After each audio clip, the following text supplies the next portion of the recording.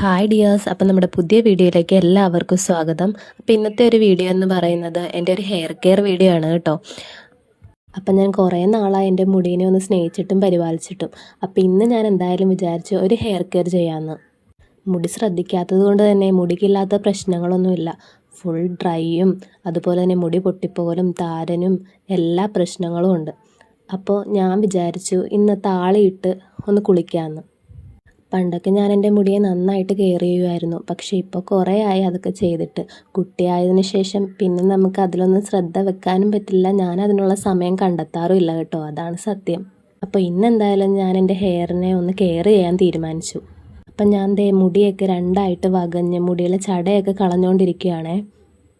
അങ്ങനെ മുടിയുടെ ചടയൊക്കെ കളഞ്ഞിട്ട് ഞാൻ രണ്ട് വശമാക്കിയിട്ട് മുടിയുടെ തുമ്പ് വരെ എണ്ണയൊക്കെ പുരട്ടി കൊടുക്കുവാണേ. കുറേ നാളായി ഇങ്ങനെ സമാധാനത്തോടെ ഇരുന്ന് മുടിയെ എണ്ണയൊക്കെ പുരട്ടിയിട്ട്. അപ്പം ഞാൻ അതൊക്കെ ആലോചിക്കുമായിരുന്നു. നമ്മുടെ മുടിയെ കെയർ ചെയ്യുന്നത് പോലെ ആയിരിക്കും അതിൻ്റെ ഗ്രോത്ത് നമുക്ക് കാണാനായിട്ട് പറ്റുന്നതല്ലേ.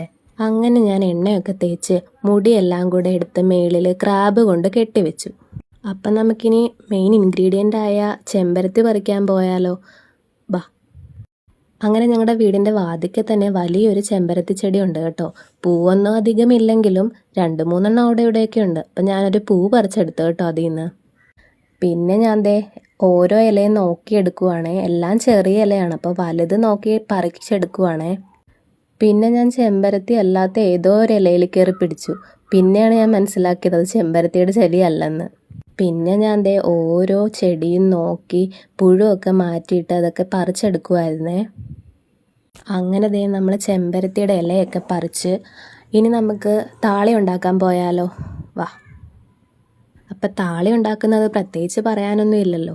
വെള്ളത്തിൽ ആ ഇല എടുത്ത് പിഴിഞ്ഞ് താളിയാക്കി ഞാനേ. പിന്നെ ഞാൻ തലയിലേക്ക് തേച്ച് പിടിപ്പിച്ചത്.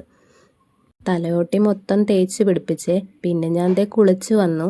അപ്പം നമ്മുടെ വീഡിയോസുകളൊക്കെ ഇഷ്ടപ്പെടുവാണെങ്കിൽ സപ്പോർട്ട് ചെയ്യണേ. Bye bye.